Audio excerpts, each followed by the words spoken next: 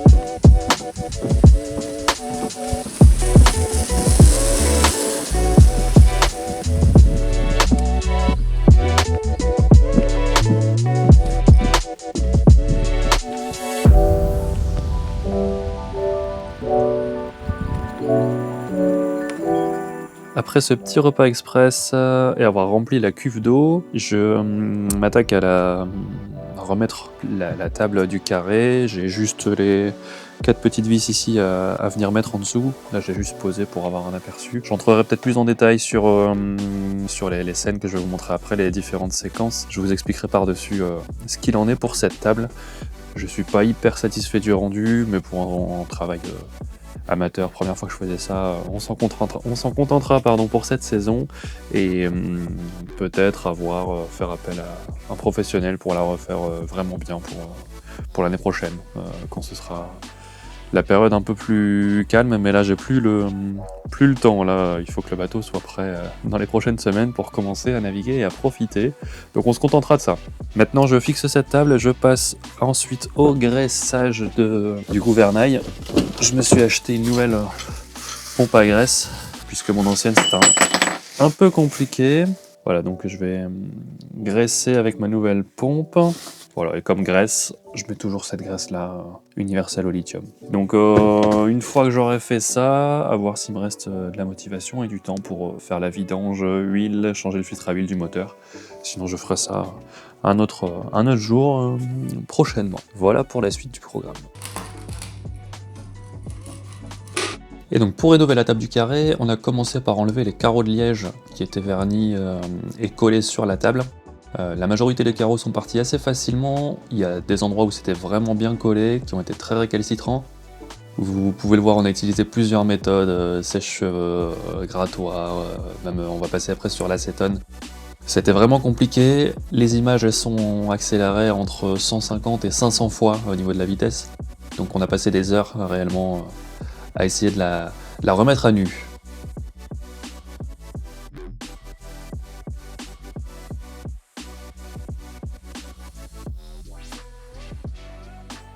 Maintenant qu'on a réussi à enlever presque toute la colle de la table, on continue avec un ponçage complet, un dégraissage à l'acétone, et là la beauté de la table s'est révélée. On a été assez surpris, mais on pouvait pas la garder comme ça, c'était pas nickel, et on avait déjà commandé auprès d'un fournisseur un plaquage bois qu'on va vous montrer juste après. Pour la feuille de plaquage, pour avoir le meilleur rendu, on a cherché quelque chose de naturel, on voulait du vrai bois. On a trouvé du bois dans l'essence Sapelli, donc c'est une feuille de plaquage qu'on a trouvée chez la marque Decospan. Ça s'achète sous forme de rouleau, on a juste à le dérouler, le laisser bien s'aplatir, et ensuite on choisit l'endroit qui nous plaît sur la feuille avec le plus beau veinage. On prend nos mesures, il fallait que ça rentre pile poil au millimètre sur les dimensions de la table, donc on a essayé d'être le plus précis possible. Et ensuite, on n'avait plus qu'à la coller.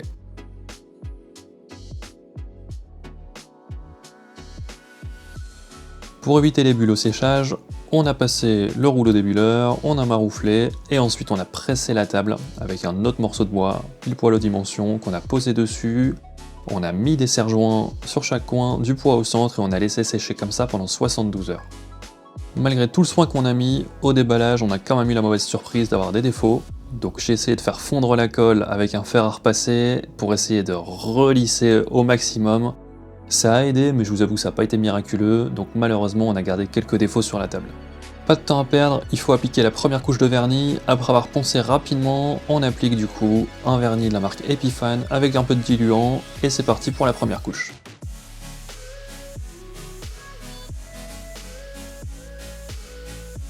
On est parti pour un total de 5 couches de vernis, avec un ponçage à chaque fois. C'est pas forcément évident d'appliquer ce vernis, je vous avoue. Malgré le diluant, il restait quand même des traces entre les différents coups de pinceau. J'ai donc essayé un peu de faire un rouleau, mais ça m'a pas forcément aidé, donc je suis repassé sur le pinceau. Là on est déjà du coup à la deuxième couche.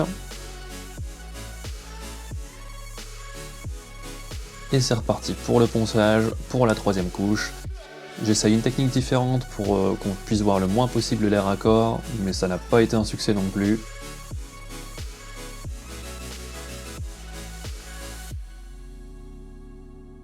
Et on repart maintenant pour la quatrième couche. Je repars sur la première technique pour l'application du vernis.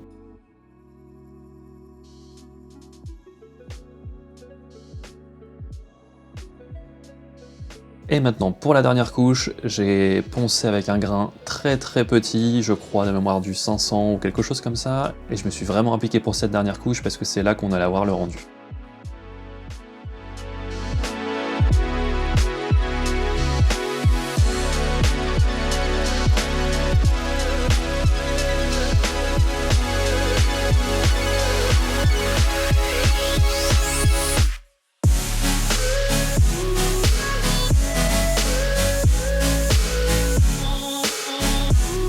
Finalement c'est pas parfait, mais on est quand même fiers de notre travail.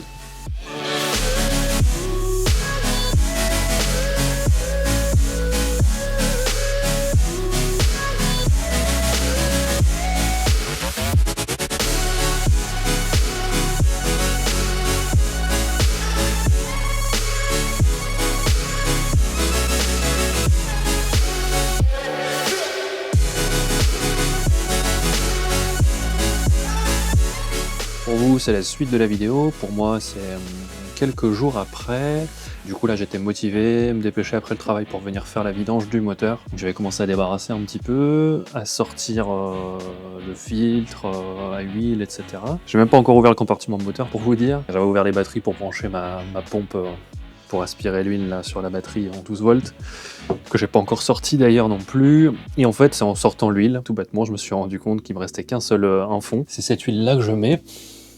Vous me direz d'ailleurs dans les commentaires, est-ce que vous connaissez un peu? Je pense que c'est la référence que j'avais à peu près trouvée sur internet à l'époque pour le moteur que j'ai. C'est un moteur Midif 42 chevaux sur une base de Mitsubishi marinisée, si je dis pas de bêtises. Et en fait, voilà, j'ai juste un fond d'huile, malheureusement, j'ai pas d'autres bidons d'avance. Je les avais terminés lors des précédentes vidanges, j'étais persuadé que j'avais encore un bidon complet. Donc en fait, avec ce fond d'huile, je vais pas aller bien loin. Donc je reporte la vidange à un autre jour, il faut que je passe commande. Et de ce fait, je vais en profiter. Là, j'avais encore un filtre à huile en stock, mais je vais vérifier si c'est bien la bonne référence.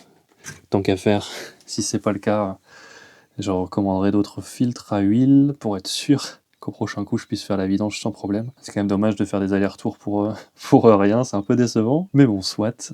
L'idéal, ça serait de recevoir quand même là très rapidement l'huile pour pouvoir faire la vidange. Puisqu'en fait, on a vraiment en ce moment, pour un mois d'avril, on a plutôt des belles journées. D'ailleurs, je pense que là, bon, il fait encore bien un bon 22 dans le bateau, à 18h. Pourtant, fenêtres et portes sont ouvertes. Donc ouais, l'idéal, ce serait quand même de pouvoir faire cette vidange rapidement. Dernière vidange remonte à 211 heures, donc préconisation constructeur toutes les 200 heures. Comme ça, quand la vidange sera faite, on pourra commencer à faire nos petites balades de la saison avec les amis, la famille, etc. Donc bon, je vous dis pour vous à tout de suite, et pour moi, dans quelques jours. Several long days later. C'est parti! Il y a quasiment une semaine qui se sont écoulées depuis la dernière fois. J'ai reçu du coup de l'huile, des filtres. Le moteur est en chauffe. Voilà, il chauffe doucement, il est à 40 degrés. Bon, ça monte jamais très fort en température, un moteur de bateau dans tous les cas. On n'est pas à 90 degrés comme sur les voitures. J'ai préparé tout mon setup ici pour faire la vidange. J'espère n'avoir rien oublié. J'ai des chiffons Ici, propre, en tout cas pas neuf mais propre. Voilà, du nettoyant frein, du sopalin au cas où, de quoi démonter les filtres, aspirer, mais je sais pas si je vais utiliser cette pompe d'aspiration ou si je vais le faire via la pompe manuelle. J'ai jamais fait de manuel, je vais peut-être essayer. Mon ancien bidon d'huile, des réceptacles pour l'huile usagée, des gants, de la poubelle pour travailler proprement. Et donc au niveau de l'huile, je vais en mettre partout, ça je le sens. Alors, on a quoi? J'ai commandé 2 bidons, c'est des bidons de 4 litres. J'ai été surpris qu'on ne soit pas sur du 5, mais sur du 4. Du coup, je suis parti là-dessus. Une autre marque, un autre modèle. On est toujours sur la 15W40 comme recommandé par la documentation du moteur. Hein. Super Défense V4 mobile Delvac moderne. A priori, c'est une huile qui est plutôt bien adaptée pour ce moteur. En tout cas, pour ce type d'utilisation. Elle est bien miscible avec l'autre huile qui me reste. Donc, je vais finir ce bidon-là. Je vais compléter avec ça. Et la prochaine fois, a priori, ce sera uniquement cette huile-là pour la prochaine vidange. Il n'y aura pas de mélange. Mais comme les deux sont miscibles là pour cette vidange-ci, ça pose pas de problème. Ça m'évite de jeter cette huile qui me reste. Donc moi, je peux l'utiliser. Que dire d'autre? En fait, oui, cette huile-là, je ne l'ai pas retrouvée. Elle est apparemment... la gamme a été remplacée. Donc j'ai dû rechercher une autre... alors soit l'équivalent de chez Motul. Et en effectuant mes recherches, je suis tombé sur celle-ci qui est... une gamme assez récente apparemment et qui a plutôt bonne réputation.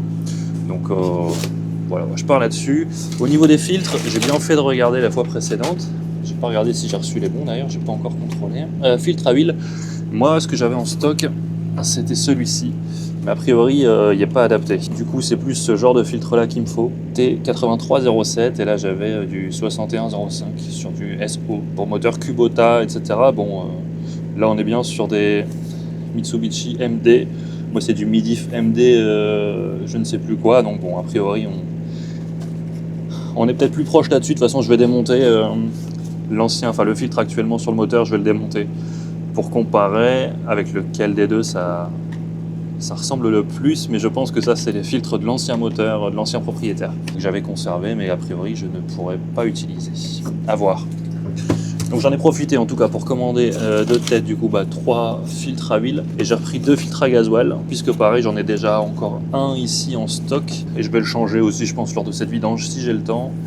Comme ça je pars sur filtre à gasoil et filtre à huile neuf, filtre à air, bon je l'avais changé là il y a pas longtemps donc pas besoin. Impeller là la petite hélice pour le refroidissement pareil je l'ai changé l'été dernier. Pendant nos vacances, pas besoin de le changer là. Donc là, ça va juste être un remplacement de l'huile, changement de filtre à huile. Si j'ai la motivation, le temps, changement, filtre à gasoil, et on sera pas mal. Donc voilà, je m'y mets de suite. Je pense que l'huile a bien chauffé. Je vais pouvoir me lancer. On se retrouve quelques jours plus tard dans le bordel du bateau. Du coup, j'avais bien avancé là sur tout ce qui était vidange. Vidange d'huile moteur, changement du filtre à huile, changement du filtre à gasoil également. Enfin bon, tout ce que j'avais prévu en tout cas sur la vidéo que j'ai faite avant de commencer. Donc tout ça c'est fait, c'est déjà parti en déchetterie, etc. pour l'huile usagée. Donc là-dessus, tout est bon, un bon nettoyage moteur, au niveau compartiment moteur. Voilà, ici tout est prêt pour ça et étant donné qu'on est encore un peu dans le bordel et dans les travaux, avec Johanna on s'est motivé là pour en profiter pour faire...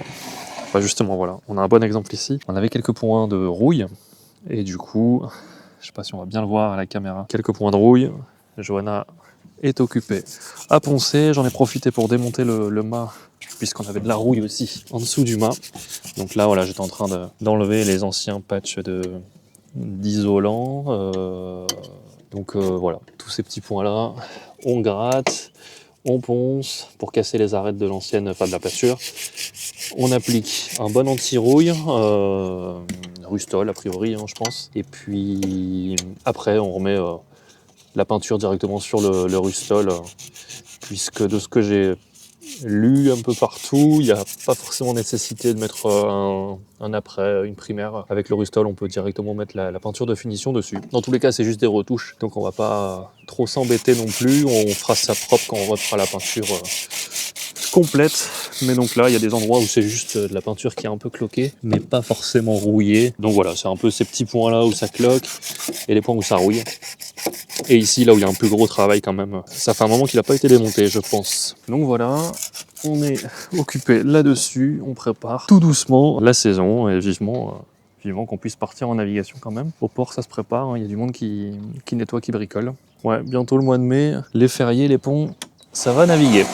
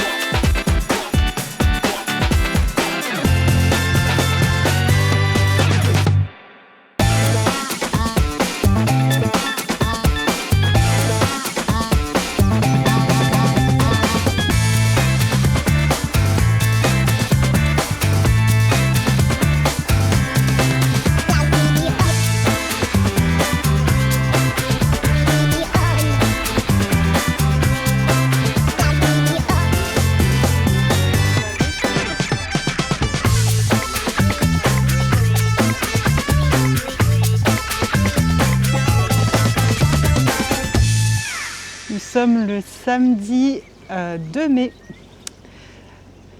On fait notre première navigation officielle. Elle a pour but surtout de faire une vérification de l'état du bateau au niveau mécanique. Donc là on fait un petit tour et puis après on va aller vérifier, enfin Romain surtout va aller vérifier si tout est ok au niveau du moteur, s'il n'y a pas de fuite, s'il n'y a rien à resserrer, desserrer, enfin voilà.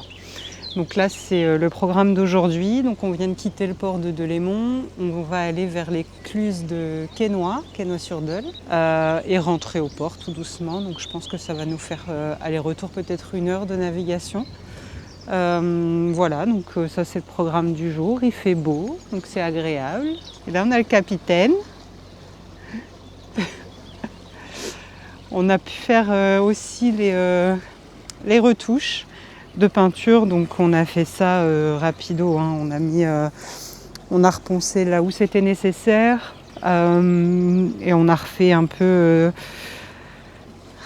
des patchs de peinture là où c'était nécessaire. Hier Romain a repris un peu le joint ici autour du panneau de pont là, et on a refixé le mât.